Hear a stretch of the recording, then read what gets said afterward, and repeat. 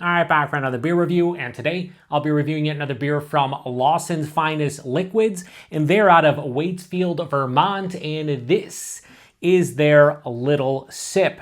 So this is an IPA that comes in at 6.2% alcohol by volume. No IBUs listed. Time of review. This can is approximately 5 weeks old. I want to give a huge thanks and shout out once again to Lawson's Finest for this beer. So huge thanks to them. In the description box, I'll post a link to the beer mail unboxing video I did that contains all the goodies they sent my way, and they sent me a beer mail that contained a 4-pack of Little Sip and hashtag proper glassware. We got the Sip of Sunshine Little Sip, just the sunshine glass from them. So really cool of them to fire off a 4-pack with the hashtag proper glassware. Now, full disclosure, I have never had this beer before. Reason being is anytime I'm trying to pick up a single of it, it's always substantially old, like 3+ months. So I wanted to review this relatively fresh, and over the past couple months I've been keeping an eye on it when I go to different bottle shops, and instead they just ended up firing off a 4-pack of it. So really cool to be able to review this beer. Now, they do have a spiel here on the side that I'll read. It says, our little cousin to Sip of Sunshine IPA has a juicy, fruit-forward character layered with tropical hop flavors and bright floral aromas. Notes of grapefruit and pineapple complement this delectably balanced beer.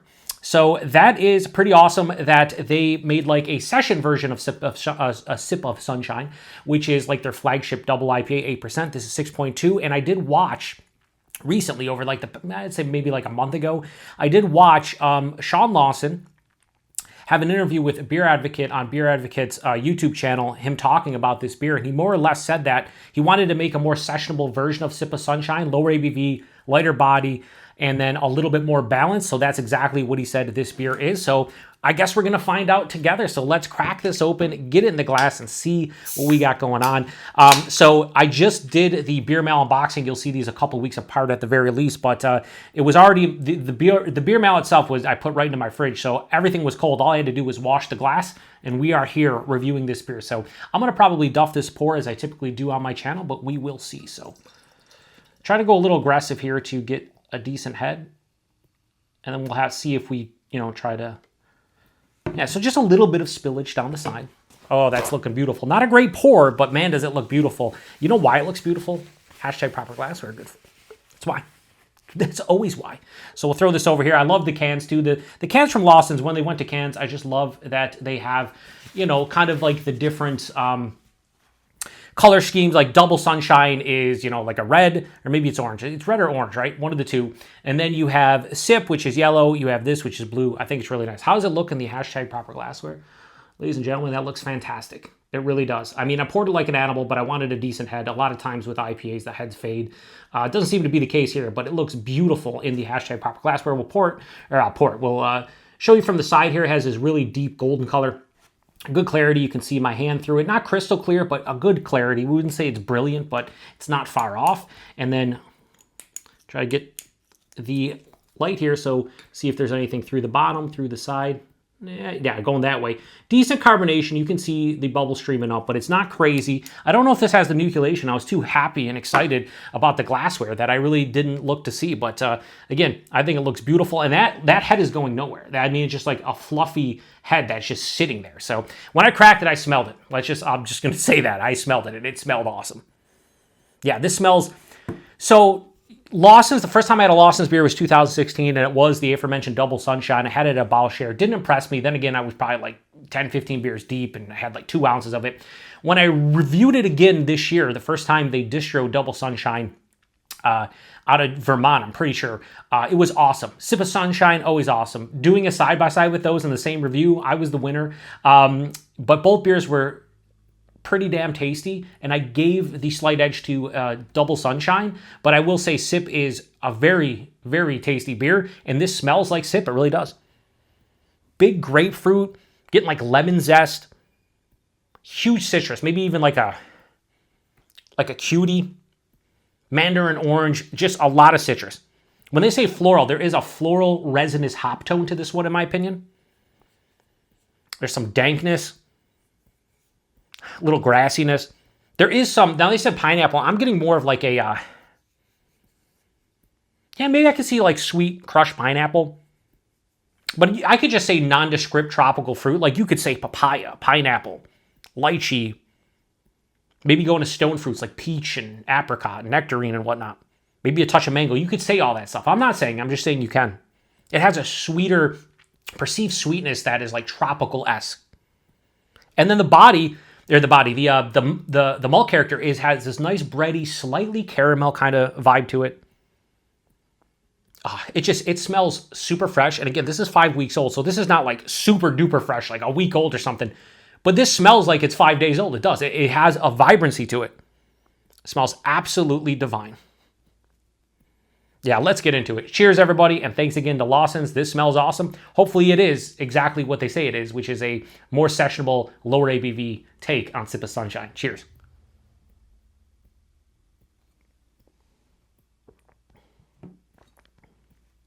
That's precisely what it is.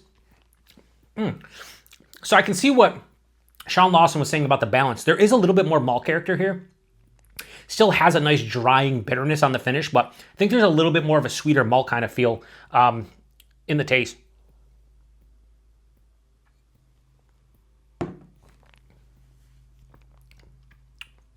Yeah, this is nice. This is real tasty.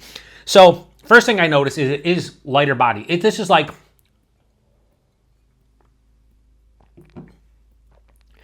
medium, maybe a touch under medium. It is 6.2%. You kind of expect that. I'm fine with it.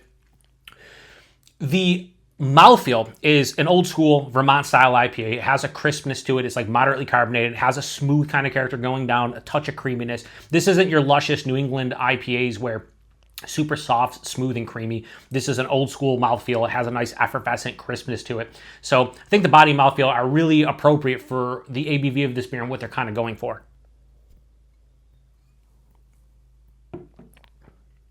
The taste is, it's like they took Sip of Sunshine and kind of just made it a more well-rounded, less intense, balanced version of that beer. And that's kind of what Sean Lawson was saying. I can see that. Right up front, I get that malt character. It's bready, slightly caramel, more bready than anything. You could even say biscuity. Hits me at the forefront, dives underneath the palate, hits again on the back of the palate. So it has an omnipresent place here, but it really does pop at the front of the palate and the back of the palate for me. After the malt hits up front, lots of juicy citrus qualities. It has like a juicy orange, has a nice like lemon zest. There is a nice, I'd say ruby red grapefruit juiciness as well. A little bit of that cutie I was talking about. A lot of citrus character, juicy, zesty, rindy, pithy. It encompasses all of the citrus fruits at the forefront. Midway through the palate, I get hit more with like a peach, maybe an apricot, that touch of that tropical kind of pineapple feel that they mention on the can, but also I'm getting more pineapple in the taste as opposed to in the nose. Then it finishes with this nice full-on dry, moderately bitter, like approaching moderate bitterness, but like not quite there, like right on the edge, right on the cusp of like hitting moderate bitterness.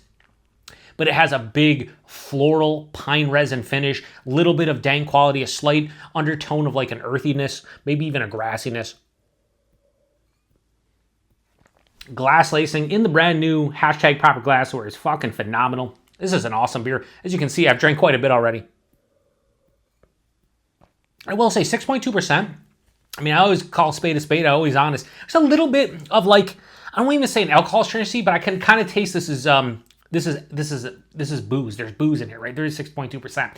So it doesn't hide the alcohol extremely well or anything, but it's not boozy like you'd expect. Like I'm not drinking this as an 8 or 9% double IPA and going, oh man, each sip there's a huge astringency, big warming in my chest. There's no warming in my chest. It's just I can taste the alcohol a little bit. Like I know this is an alcoholic beverage, but that's not necessarily a bad thing. I will say I could session this where with Sip of Sunshine, because it's 8%, I'm no longer sessioning that. It's just not what I do anymore. But I could drink 2 or 3 cans of this. There's enough balance here, even though it leans a little bit more dry and bitter than sweet. There's more balance to this than Sip of Sunshine. And I do think that this is a little bit more subtle and nuanced in the taste, not as intense, so it's much easier to session.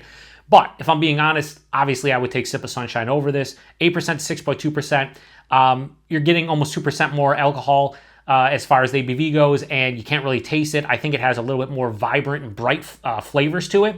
But this would be more like, hey, I don't want that 8%. I want to drink a couple cans. I'm taking this down. I'm enjoying every second of it. It's a delicious beer. Lawson still makes delicious beer. The one regret I have with craft beer is that I didn't start drinking craft beer till late 2009. And a lot of I don't know if you can hear the siren. That's a weird-ass siren. But anyway,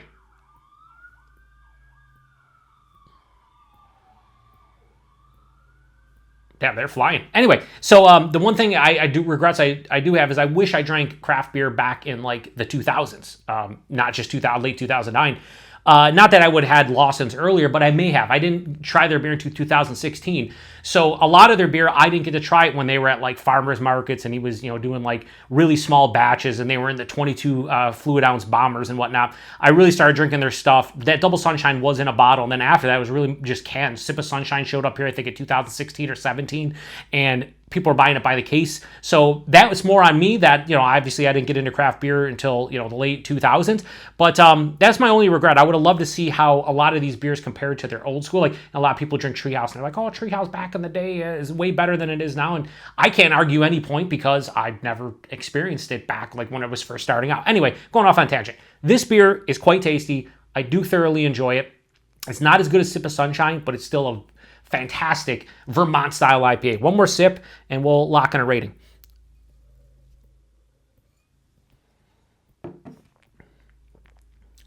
Yeah, it's very tasty. I think I give Double Sunshine around like a 4.5. I think I gave Sip like low 4.5. So I'm probably going to go we'll go little Sip from Lawson's. I'm going to go straight 4.25 out of 5. I think that's a fair score for this. I think it's a really tasty beer. And I think that I'm glad they introduced this, whatever it was, 4 years ago, because this is a beer that I think a lot of people could get down with from the drinkability aspect.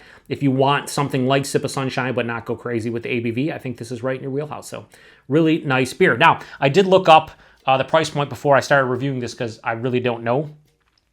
There's a hair on it. Interesting. And I did look it up, and it did say, I went to Wegmans. So Wegmans is a local grocery store here, like throughout like the Northeast, Mid-Atlantic, down a little bit on the East Coast. I looked it up, and here locally, $13.99 for the 4-pack they sent my way, so $14. And then they had 12 packs of 12 fluid ounce cans, $19.99. That's the better bet.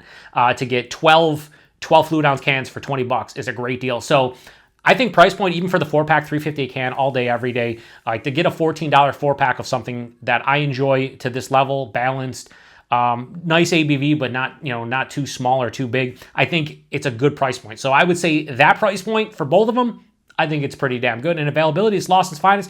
I think they distro to 9 states. I think they do. This is one of their I think they have 4 year-round lineup beers. Sip of Sunshine, this, and a couple others. So you can see this one. If you get Lawson's, you should see this one. Like I said, we see it here in Buffalo, New York. I just haven't been able to find a single relatively fresh, and now I don't have to because it's out of my way, although I'm going to enjoy the rest of the 4-pack, and this might be one of those fridge beers where I just buy maybe, a 4-pack from time to time if I'm in the mood for a, 6.2% Vermont-style IPA that's pretty tasty. So this is where I'll end it. If you've had this one before, please post in the comment section. Let me know what you thought about it. How do you think it compares to Sip of Sunshine? What's your preference between this, Sip of Sunshine, Double Sunshine? Honestly, it's Double Sunshine, Sip of Sunshine, and then this. But they're all at least a 4.25 out of 5. They're all really good, well-made beers. And it's Lawson's finest. They do fucking fantastic things. And I can't thank them enough for sending me the hashtag proper glassware. So every time I review a Lawson's finest beer going forward, I have the proper glass. And I have 3 more cans of that. You can't really lose in that situation. Also, like I said, 6.2%, can taste that it has alcohol in it. It doesn't hide the alcohol well, but it's also not boozy. So it's a rarity, I get that, but I'm okay with it. I mean, at some point, over the past 5 years, you've been seeing breweries really hide alcohol well, and sometimes that's a scary thing, especially if it's a brewery that doesn't put the ABV on the beer. You get a little bit scared. You're not knowing what it is, and you have to look it up on the internet, and even then, sometimes you can't find it. So anyway, thanks again to Lawson's Finest. Thanks to everybody stopping by for another beer review here on the Beer Patrol. To the next one. Cheers.